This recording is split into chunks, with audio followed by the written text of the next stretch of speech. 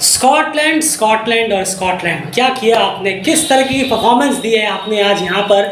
Scotland versus Zimbabwe जो एक do और डाई गेम था दोनों ही टीमों के लिए, लेकिन यहाँ पर स्कॉटलैंड ने वो करके दिखा दिया है जो शायद एक बेहतरीन मोमेंट एशिया टीम के लिए ला सकता है। बहुत सा वर्ल्ड कप क्वालिफायर शुरू होने से पहले भी और उससे पहले भी जो हमारे साथ पुराने व्यूअर्स हमारे साथ जुड़े हुए हैं एंड हमारा आप एक चीज़ कहते थे कि ये जो 2023 का वर्ल्ड कप आने वाला है 10 टीम इवेंट है, यहाँ पर अगर कोई एसोसिएट टीम पहुंचे तो एक अलग बात होगी। ये आपको याद होगा, जो पुराने हमारे व्यूअर्स हैं एक बार सुना होगा आप। अब मुझे एग्जैक्ट वो वीडियो याद नहीं है, वरना मैं कहता कि हाँ मैं सुन जाकर सुनी, क्योंकि इतना लंबा चौड़ा खंगालना पड़ेगा। लेकिन जो पुराने व्यूअर्स हैं वो जरूर समझ गए होंगे। हमने ये अपनी बात कही कि 10 टीम इवेंट में अगर कोई एसोसिएट टीम पहुंचे तो सोचिए क्या मैसेज जाएगा ऊपर जो जितने भी लोग बैठे हुए हैं इंक्लूडिंग क्रिकेट बोर्ड, और क्या एक थप्पड़ की गूंज लगेगी उनके ईगोज और एटीट्यूड के चेहरों पर। ये 10 टीम इवेंट्स में जाना, 14 टीमों में वो पहले से प्रेडिक्टेबल कि हाँ 2 एशिया टीम तो जा ही रही है कंफर्म, लेकिन 10 टीम में जहां ऑलरेडी 12 फुल मेंबर है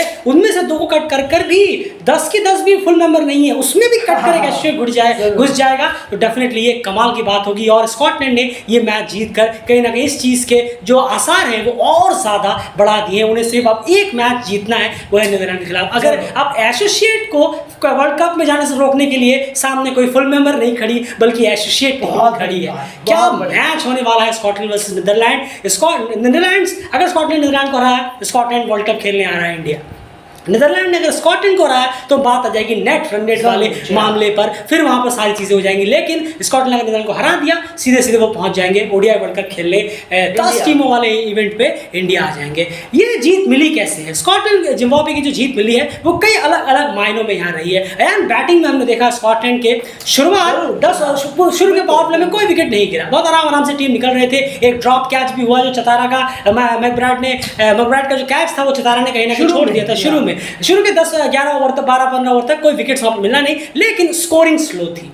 50 से 56 करीब रन थे 15-16 ओवरों में या 17-18 ओवरों में। स्कॉटलैंड की स्कोरिंग स्लो थी। उसके बाद जिम्बाब्वे ने बहुत बेहतरीन वापसी की, यहाँ पर लगातार विकेट्स उनको मिलते गए। लेकिन ब्रेंडन मैकमिलन की एक तेज तरार इनिंग भी यहाँ पर आई, कुछ और इनिंग्स भी आई, मनसे ने भी कंट्रीब्यूट किया, लेकिन जो सबसे मेजर कंट्रीब्यूशन रहा माइकल लीस का नीचे और मार्क वार्ड का। क्या कहेंगे आप उस इनिंग के बारे में? माइकल लीस का और मार्क वार्ड की जो इनिंग रही थी, कितना इंपॉर्टेंट होता है। जो क्रिकेट लगातार कहता है कि अगर आप आजकल के दौर पर क्रिकेट में हर टीम वो सोर्स ढूंढती है कि जिनके पास बॉलिंग आप कराते हो बॉलर हो लेकिन आपको बैटिंग भी आती हो थोड़ी बहुत, तो सोने पे सुहागा हो जाता है। लेकिन माइकल लीस तो एक बेहतरीन ऑलराउंडर है ही, लेकिन मार्क वार्ड जिस तरह से खुद को ढाल रहे हैं लाजवाब है। एंड क्या कहेंगे आप माइकल लीस और मार्क वार्ड की उस परफॉर्मेंस में? जरूर देखिए, आज हमें एग्जैक्टली एक और परफॉर्मेंस भी ऐसा देखने को मिला जिसके बारे में आगे बात करेंगे। आगे बात करेंगे आयरलैंड वर्सेस नेपाल। बिल्कुल, लेकिन इस परफॉर्मेंस की बात करें तो दोनों ने काफी पार्टनरशिप्स की हैं। अगर आप उनको देखेंगे जो इन्हें फॉलो करते हैं स्कॉटलैंड को, वो जानते हैं कि मार्क वार्ड और माइकल लीस काफी ज्यादा साथ खेले हैं।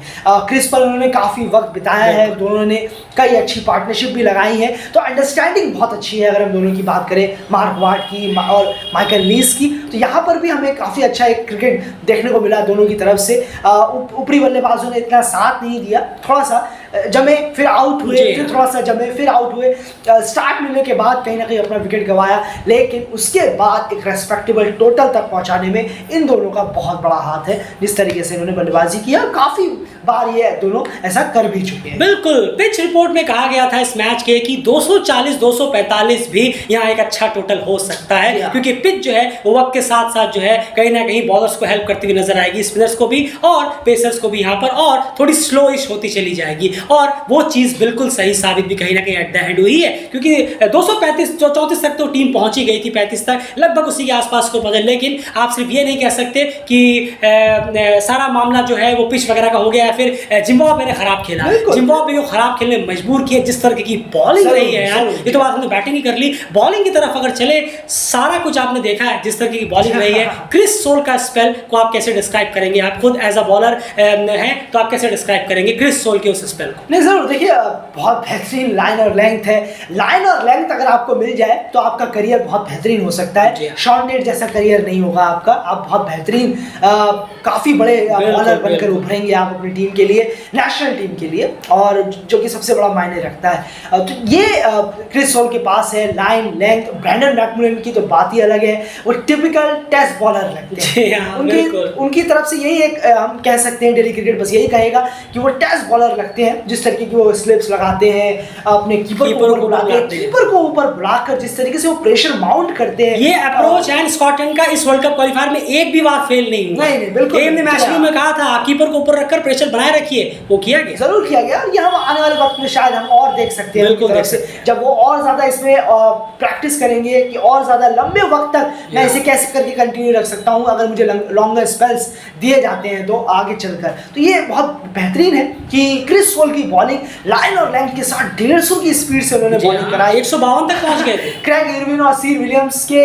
को छूकर निकल गई, वो देख भी नहीं पा रहे थे बॉल कि ये बॉल जा कहां रही है, जबकि वो फुल मेंबर से आते हैं, इतने पुराने प्लेयर्स। बिल्कुल बिल्कुल। तो वो जब चकमा खा रहे हैं तो ये आपकी जीत है, आपके बॉलर्स की जीत है।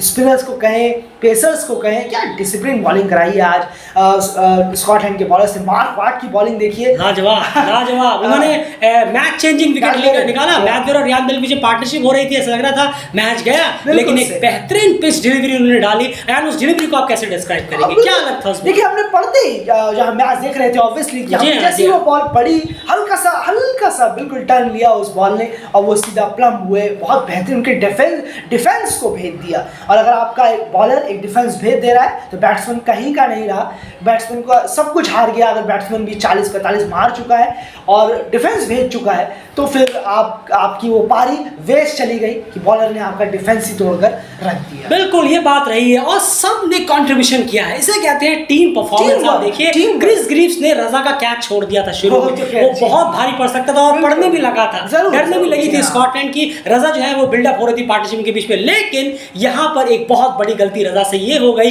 कि वो रिक्वायर्ड रन रेट देखना भूल गए। यहाँ बॉलों की बिल्कुल कमी नहीं थी, ना ही ऐसा रिक्वायर्ड रन रेट का पहाड़ चढ़ रहा था जैसे हमने ओमान के खिलाफ मैच ओमान का देखा कि उनके खिलाफ पहाड़ चल रहा था रिक्वायर्ड। यहाँ कोई रिक्वायर्ड रन का पहाड़ नहीं था, 300 बॉलों में 234 रन, कोई रिक्वायर्ड रन का पहाड़ यहाँ पर नहीं था। उसके बावजूद भी वो शॉट से बचा जा सकता है। डेफिनेटली सिकंदर रजा का वो अप्रोच ही ऐसा रहता है, वो अटैक करके ही खेलते हैं। लेकिन यही तो बात है, आप एक रिस्पॉन्सिबिलिटी भी आपके ऊपर है, आप टीम के सीनियर प्लेयर हैं, इतना बड़ा स्टेज है, ये नहीं कि इस मैच के बाद और मौके थे, आपके पास यही मौका था। तो यहाँ पर रजा से एक बहुत बड़ी चूक हुई है, उस शॉट की जरूरत नहीं थी, आप उसको सिंगल डबल में भी कन्वर्ट कर मैच को कम से कम स्मूथली एक पार्टनरशिप की तरफ लेकर जा सकते थे। और उनका विकेट लिया किसने? क्रिस ग्रीव्स ने बॉल को खिंची हुई रखी और सिकंदर रजा से क्रॉस नहीं कर पाया और कैच हो गए कहीं ना कहीं लॉन्ग ऑफ में। तो ये क्रिस ग्रीव्स ने विकेट निकाला। एक बेहतरीन कप्तानी यहाँ देखने को मिली। मुझे नहीं लगता कि मुझे लगता है शायद आपने वो नोटिस किया होगा, जैसे ही रियान बल, उसके बाद अगर मैं बात करूं वेलिंगटन, माफ कीजिएगा, मसाकाजा, और उसके बाद एक और लेफ्ट हैंडर बैट्समैन वहां पर थे। जैसे रियान बल और मसाकाजा बैटिंग करने के लिए आए, दोनों साथ में क्रीज पर आए, तुरंत रिची बैरिंगटन ने माइकल लीस को इंट्रोड्यूस कर दिया। बिल्कुल सही। और उसी से 2-3 ओवर पहले हम बात कर रहे थे कि अब वक्त आ गया है, दोनों लेफ्टी है, माइकल लीस को लाना चाहिए, और एग्जैक्टली रिची बैरिंगटन ने वो किया। कप्तानी को भी आपको दाद देनी होगी, जब जहां उन्हें लगाने थे बॉलर्स उन्होंने लगाया। नहीं जरूर, बिल्कुल सही कहा आपने। ये एक बहुत बेहतरीन कप्तानी है। बिना कप्तानी के आप ऑब्वियसली आप प्लान्स नहीं बना सकते।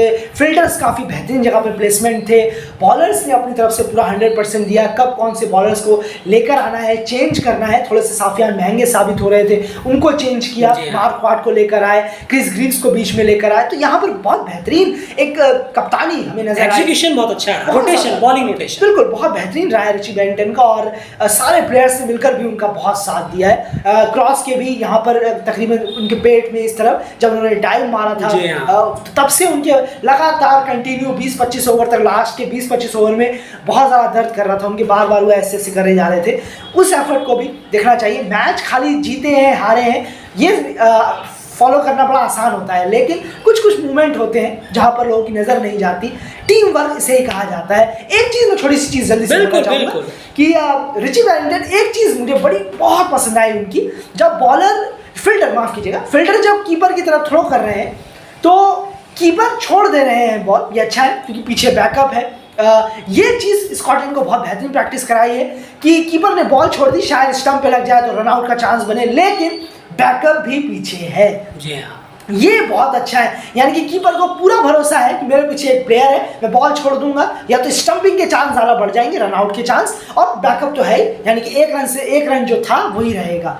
और उसके पीछे बैरिंगटन ये ख्याल रखते हैं कि मेरे पीछे भी एक बैकअप है या नहीं। बिल्कुल, इतना ज्यादा बेहतरीन कप्तानी शायद लोगों को ये लगेगा, अरे लोगों को ये लग सकता है जो सुन रहे हैं हमें, क्या पकाओ आप बात कर रहे हो, कैसी बातें कर रहे हो, बकवास। ये तो आम चीजें हैं, डीपली घुसना पड़ेगा। बिल्कुल सही कहा, ये बहुत छोटी छोटी चीजें हैं जो बड़ी क्वालिटी में तब्दील होती है। और टीम का हाल आज स्कॉटलैंड जिस वजह से यहाँ है, यही छोटी छोटी चीजें मिलकर आज हमें लगता है वाह वाह वाह वाह क्या खेले हैं, वो बहुत सालों की मेहनत है। बिल्कुल सही कहा आपने, सारी चीजें बहुत बारीकी से यहाँ पर नोटिस करने की कोशिश की है डिलक्रेट ने, और वही सारी चीजें हम आपके सामने प्रेजेंट करके इस एनालिसिस में लेकर आए हैं। तो इस तरह से एग्जीक्यूशन के साथ स्कॉटलैंड ने इस मैच को कंप्लीट किया और एक बेहतरीन कंफर्टेबल विक्ट्री जो है उन्होंने एट द एंड अपने साथ ले गए। और अब एक बहुत बेहतरीन मौका है, उन्हें सिर्फ एक पड़ाव क्रॉस करना है, वो है नीदरलैंड्स। अगर नीदरलैंड्स को हरा देते हैं तो एसोसिएट टीम जो है इस 10 टीम इवेंट में पहुंच जाएगी और कहीं ना कहीं एक बहुत ही करारा तमाचा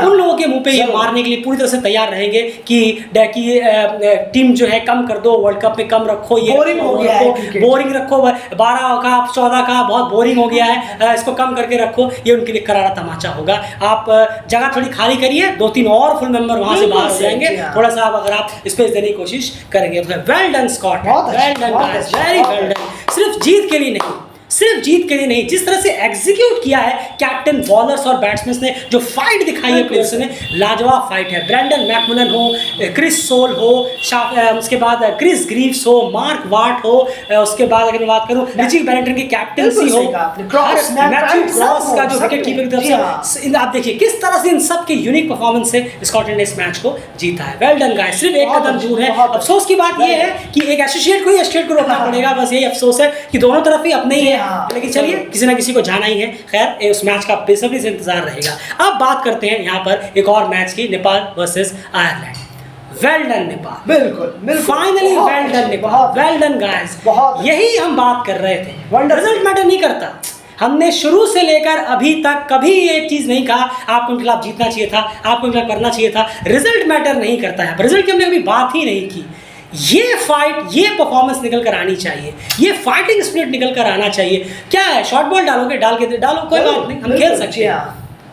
अफसोस की बात यह है कि जिनसे उम्मीद थी उसमें से 80% अभी भी नहीं चले, अभी भी वो वहीं पर है। लेकिन एक खुशी की बात यह है कि जिनसे उम्मीदें उतनी ज़्यादा नहीं थी, लेकिन उन्होंने उस चीज़ पर खड़े उतर कर दिखाए। कई सारी चीज़ें ऐसी रही हैं जो बहुत ज़्यादा इफेक्टिव रही आज नेपाल की इस परफॉर्मेंस पे। रिजल्ट बहुत ही क्लोज जाकर रह गया। रिजल्ट में 2-3 खामियां यहाँ पर हुई हैं जो आपको बताएंगे, उसमें कैप्टनसी भी कहीं ना कहीं आ जाती है। जी हाँ, 2-3 चीज़ें हमने यहाँ पर पकड़ी हैं कि जहाँ पर ये रिजल्ट नेपाल के फेवर में आ सकता था, लेकिन फाइनली रिजल्ट की बात हम जैसे हमने पहले कहा बाद में करेंगे, लेकिन पहले कहेंगे वेल डन गाइस। ये फाइट जो है ये कहीं ना कहीं पूरे टूर्नामेंट में मिस आउट थी। यहाँ तक कि यूएसए के खिलाफ भी जो आप मैच खेला वो आप भी जानते हैं, पूरे टूर्नामेंट में वो मिस आउट नजर आई थी। ये फाइटिंग स्पिरिट जो है, ये जो लड़ने का जज्बा था, वो आखिरकार इस मैच में हमें देखने को मिला है, इररिस्पेक्टिव ऑफ रिजल्ट। अब यहाँ बात करते हैं, सबसे पहले यहाँ अगर हम देखें तो आयरलैंड माफ कीजिएगा, नेपाल ने पहले टॉस जीता और नेपाल को पहले बैटिंग के लिए दिया। एंड फर्स्ट फेज जो है वो काफ़ी अच्छा निकाल रहे थे कुशल और अर्जुन की बात करूँ यार, फेज बाय फेज के बारे में आपका क्या ख्याल है? नहीं जरूर, देखिए अगर हम दोनों टीमों का कंपैरिजन करें, हाँ जी हाँ बिल्कुल, 1 से 10 ओवर की बात करें तो यहाँ नेपाल ने 33 रन बनाए और 1 विकेट का नुकसान टीम को हुआ। वहीं आयरलैंड ने इस 1 से 10 ओवर में रन तो अच्छे किए, 46 रन 46 रन उन्होंने बनाए, पर विकेट यहाँ 2 गिर गए। जी हाँ, तो यहाँ पर आप बेनिफिट आप दे सकते हैं कि नेपाल को भले ही उनका 1 विकेट कम है, 33 रन उन्होंने बनाए, लेकिन आयरलैंड के बिग विकेट आते हैं टॉप ऑर्डर में और ओपनिंग में, माफ कीजिएगा, वो दोनों के आप इसे बैलेंस भी कह सकते हैं 50-50, क्योंकि 13 रन भी उन्होंने एक्स्ट्रा जोड़ दी। जरूर। उसके बाद बात करें मिड फेस में तो 150 रन 150 यहाँ पर नेपाल ने बनाया और 6 विकेट का नुकसान यहाँ टीम को हुआ। बहुत ही ज्यादा विकेट यहाँ गिर गए। 150 रन जरूर बनाए, अच्छा खेले, लेकिन 6 विकेट गिरे। मिड फेस में यहाँ पर आयरलैंड ने बाजी मारी है, 162 रन 162 रन उन्होंने बनाए और सिर्फ 3 विकेट का नुकसान हुआ। बहुत शानदार वापसी यहाँ पर की है आयरलैंड ने इस मिड फेस तक। लेकिन डेथ फेस में 85 रन नेपाल ने जोड़े और 2 विकेट का नुकसान सिर्फ यहाँ हुआ।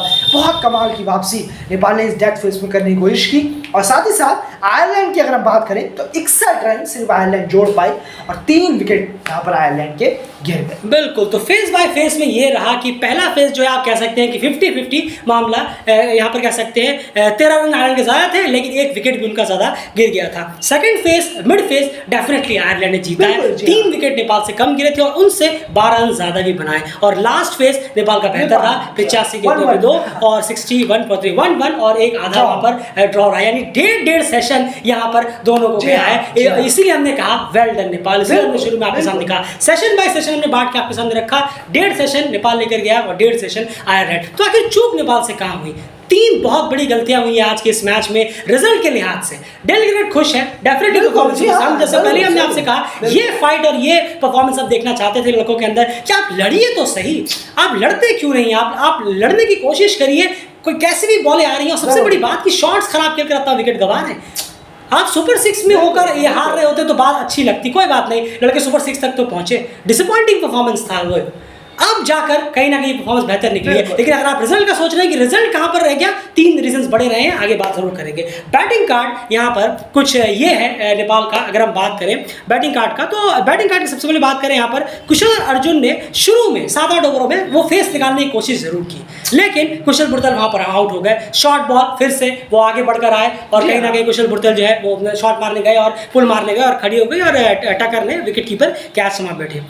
उसके बाद यहाँ पर आए ज्ञानेंद्र मल्ला। अर्जुन सौद लगातार एक छोड़ सकते हैं, अर्जुन सौद की बात भी जरूर करेंगे। ज्ञानेंद्र मल्ला आए और उनकी आए लगभग चौथे स्टंप के आसपास एक बेहतरीन डिलीवरी थी और कीपर कैच हो गए, आउट हो गए। डेफिनेटली ज्ञानेंद्र मल्ला, 2 मौके आपको भी मिले, 2 मौके अर्जुन सौद को भी मिले हैं। और अर्जुन सौद ने पहले मैच में ना सही, अपने दूसरे मैच में इंप्रेस कर दिया।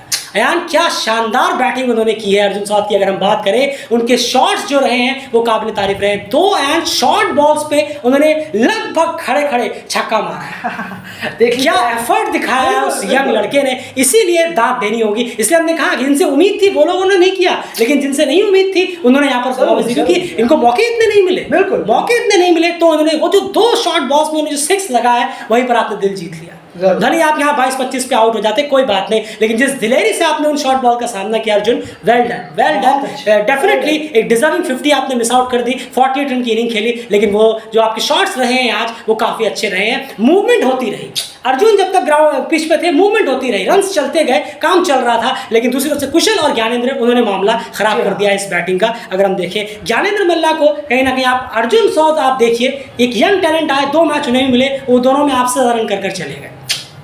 एक देव खन्ना, कितने अच्छे बैट्समैन आ सकते हैं। अगर किसी प्लेयर को डगआउट में ही आपको रखना है तो आप देव खन्ना को वहाँ रख सकते हैं, उन पे इन्वेस्ट करिए। उनके पास तो अभी सालों का क्रिकेट है नेपाल को देने के लिए, वो इतने अच्छे टैलेंट है, वो अभी भी अपने डोमेस्टिक वगैरह में ही खेल रहे हैं। अंडर 19 में फिलहाल खेल रहे थे, चलिए वो तो एक अच्छी बात है। उसके अलावा डोमेस्टिक में खेल रहे हैं, फिर बैठे हुए हैं। इससे बेटर होता कि वो डगआउट में साथ आते, वो इसे एक्सपीरियंस लेते, क्योंकि इन्वेस्ट तो आपको उन पे करना है, वो यंग लड़के हैं।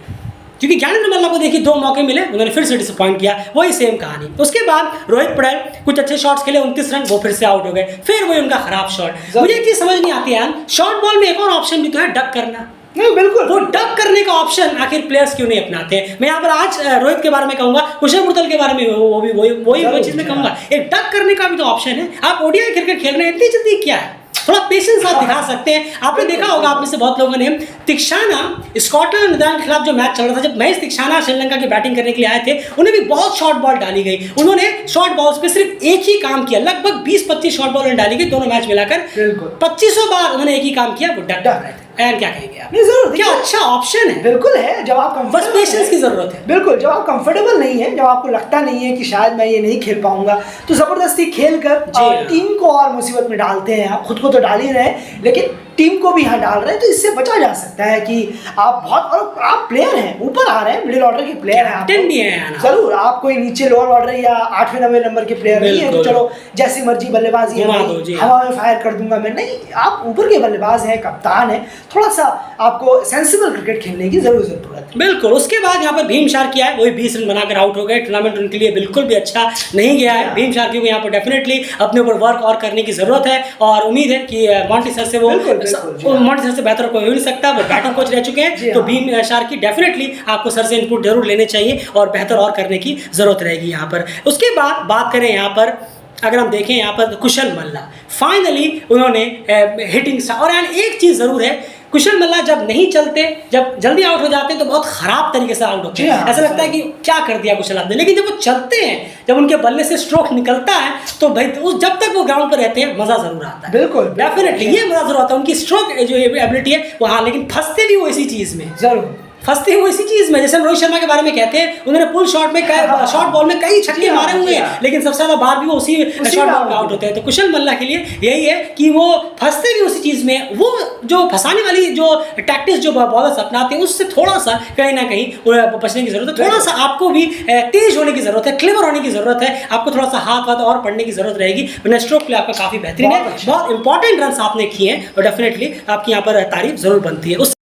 उसके बाद बात करें दीपेंद्र सिंह यारी। दीपेंद्र सिंह यारी की यहाँ बात करें तो वही 0 पे आउट हो गए, वो LBW। यही सबसे बड़ी दिक्कत है। ये पिछले एनालिसिस में कहा कि कंसिस्टेंसी दीपेंद्र सिंह यारी की बनाए रखना यही एक सबसे बड़ा सरदर्द है। उस दिन आपने अच्छी इनिंग खेली और आपकी इनिंग की बदौलत और संदीप लामिछाने की इनिंग की बदौलत ही यहाँ पर टीम को जगह जरूर मिली। डेफिनेटली उसमें कोई दौरान नहीं है, वो तो हमने उस वीडियो में भी कहा था और वो सब जानते हैं कि आपकी उस इनिंग उस दिन आपकी परफॉर्मेंस काफी बेहतर है। लेकिन एक प्रॉब्लम ये भी है कि आपको कंसिस्टेंसी अपनी इस परफॉर्मेंस में बनाए रखना है। अगर अगली 50 हमें 10 इनिंग 15 इनिंग बाद मिलेगी तो डेफिनेटली ये अपने आप में एक कंसर्न है, क्योंकि ये एक जोन जो है वो आपका थोड़ा सा वीक नजर आता है जब हम देखते हैं आपकी बॉलिंग को और फील्डिंग में तो आप बहुत ही चुस्त दुरुस्त रहते हैं। ये एक दिक्कत दीपेंद्र सिंह के साथ बनी हुई है, वो है कंसिस्टेंसी। उसके बाद यहाँ पर आती है वो पार्टनरशिप जिसकी हम बात कर रहे थे। आपने शुरू में कहा एनालिसिस में स्कॉटलैंड जिम्बाब्वे एनालिसिस में, यहाँ पर भी हम बात करेंगे संदीप लामिछाने किस तरह से कंट्रीब्यूशन दे रहे हैं। डेफिनेटली वो वही रोल निभाते हुए नजर आ रहे हैं आजकल जो मार्क वाट स्कॉटलैंड के लिए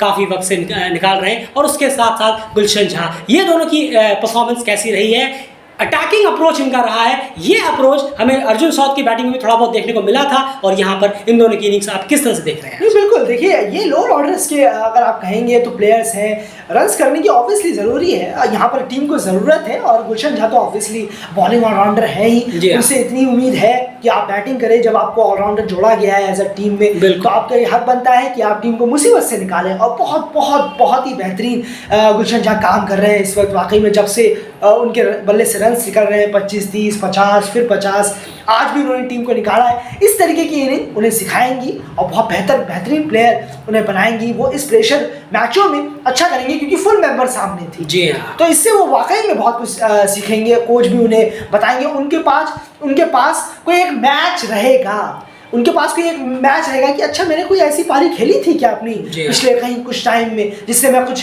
याद कर सकूं या मैं सीख सकूं। हाँ, आपने खेली थी आयरलैंड के खिलाफ वर्ल्ड कप क्वालिफायर, वो भी अवे में वो अलग ही मैटर हो जाता है। बिल्कुल, तो ये अपने आप एक लर्निंग है और संदीप जिस तरीके से खेल रहे हैं वो तो काबिल तारीफ है। ये 16 पे सुहागा है, बहुत बेहतरीन है कि लोअर ऑर्डर इस तरीके से खेल रहे हैं, चिप इन कर रहे हैं, पार्टनरशिप बना रहे हैं, मैच जिता रहे हैं। तो ऑब्वियसली है संदीप अगर ऐसे ही करते गए तो देर नहीं है कि उन्हें अगले साल या उससे अगले साल में ऑलराउंडर का भी दर्जा दे दिया जाए। बिल्कुल सही कहा आपने, क्योंकि लगातार वो रन्स कर रहे हैं बैट से। और अभी 2-3 दिन पहले हमने भी अपने कम्युनिटी के थ्रू डाला था संदीप द बैटर, आप सबने पढ़ा ही होगा उस हमारे स्पेशल पोस्ट को। खैर ये बात हो गई, दोनों की काफी अच्छी रही और 100 ओवर की स्ट्राइक रेट से दोनों ने बैटिंग की है और गुलशन झा को 130-140 के आसपास का स्ट्राइक रेट पहुंच गया था और यहीं पर था जहां पर टीम जो है कोलैप्स हो रही थी। 7 विकेट गिर गए 170 के आसपास, उसके बाद 268 रन ले जाना, ये डेफिनेटली दोनों की काफी बेहतरीन परफॉर्मेंस यहाँ पर देखने को मिली है। ये फाइट, ये अटैक जो है वो कहीं ना कहीं मिस आउट था अगर हम बात करें इस वर्ल्ड कप क्वालिफायर में अभी तक की अगर हम बात करें। यहाँ पर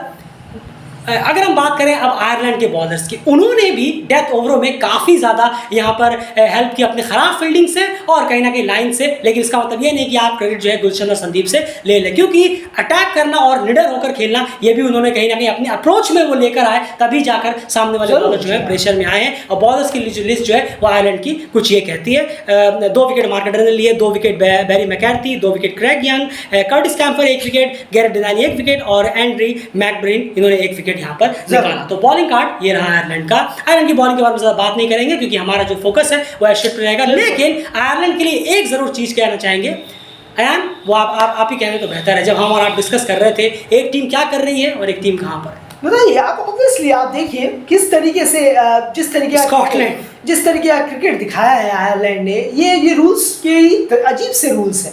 वेस्ट इंडीज और आयरलैंड के लिए क्या बोला जाएगा, आखिर क्या कहेंगे आप? आपका क्या एक हक बनता है कि आप फुल मेंबर में इस तरीके से अभी भी कायम है, जहां आपको 3-3 एसोसिएट टीमें धूल चटा दे रही? जी हाँ, आज ये ऑलमोस्ट नेपाल में हरा गया था। वो 3 गलतियां क्या हुई हैं आगे जरूर बताएंगे आप। वहाँ डकआउट में प्लेयर जो है आयरलैंड के वो नाखून तोड़ रहे हैं अपने, काट रहे हैं कि जल्दी प्लीज जीत जाइए, कैसे भी करके जिता दीजिए टीम। ये हाल है, तो ये समझ में नहीं आता। वेस्ट इंडीज का भी, आयरलैंड एक तरफ स्कॉटलैंड जीत, एक ही वर्ल्ड कप क्वालिफायर में 3-3 फुल मेंबर्स को हरा चुकी है। एक आप 7 साल पुरानी फुल मेंबर्स है और आज भी एसोसिएट से हार रहे हैं। स्कॉटलैंड ने आपको हरा दिया, ओमान ने आपको हरा दिया, वही 50 ओवर में।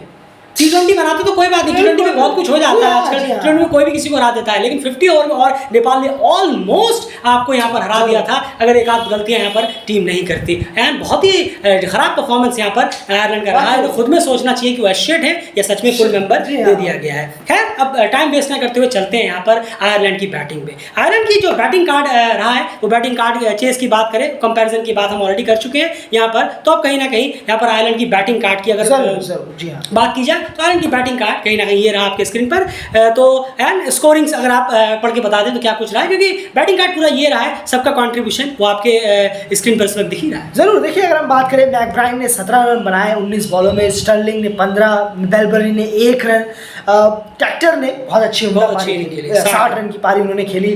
उसके बाद लॉर्कन टकर आए, उन्होंने 24 रन।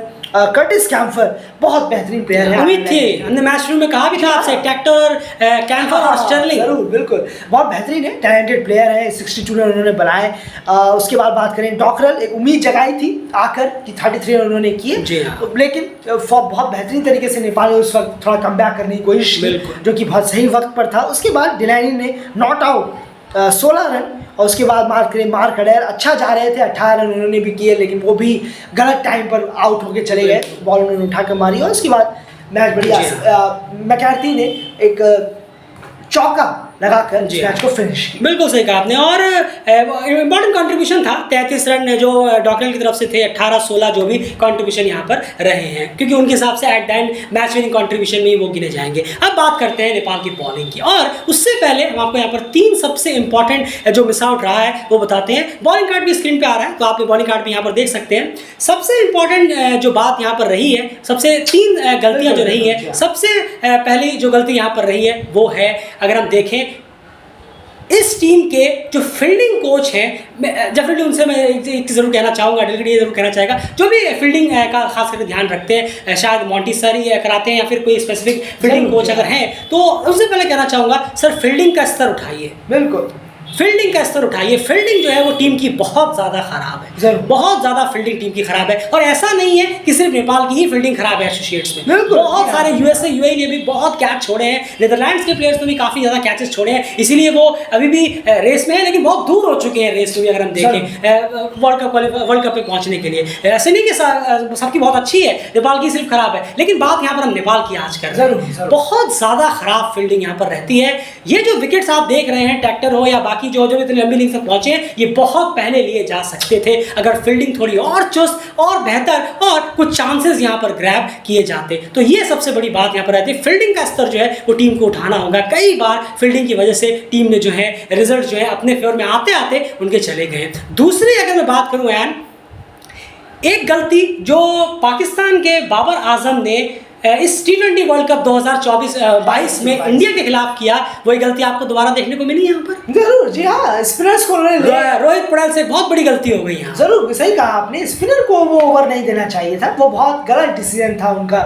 शायद 48वां ओवर था देवेंद्र सिंह एरी का। बिल्कुल बिल्कुल सही कहा आपने, जब सईद अजमल 4 छक्के नहीं बचा पाए अपने प्राइम में, तो आजकल के बॉलर्स भी कहाँ से इतना, वो रेयर ओकेजन होता होगा जहाँ पर एक दफ़ा हो गया लेकिन आज के बॉलर्स में वो बात नहीं है कि वो इस चीज़ को डिफेंड कर सके। जब उस वक्त नहीं हो सका, बड़े बड़े बॉलर आखिरी के डेथ फेस में नहीं कराते कभी स्पिनर। बहुत एक हॉरिबल डिसीजन होता है कि स्पिनर को आप ओवर देंगे तो बॉलर भी छक्का मार देगा। इतना ज़्यादा प्रिडिक्टेबल हो जाते हैं स्पिनर लास्ट के दौरों में, लास्ट के टाइम में, डेथ फेस में। तो उससे बचना चाहिए था उन्हें। अगर आपको ओवर देना ही था तो आप पहले निकाल देते।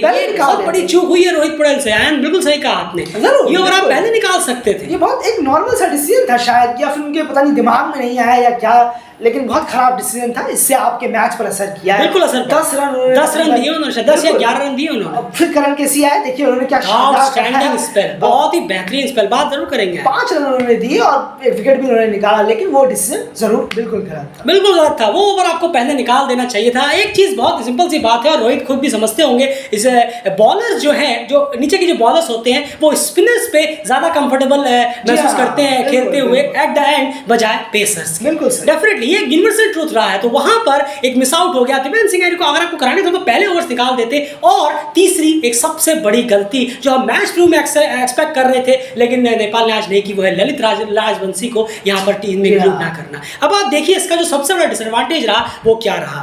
उम्मीद है कि हम चोटें तो बिल्कुल भी नहीं है, क्योंकि चोट तो मुझे लगता है कि इनको कहीं लगी थी, ऐसी कोई न्यूज़ वगैरह भी नहीं आई थी। तो इसका मतलब रेस्टिंग मोड पे ही वो थे।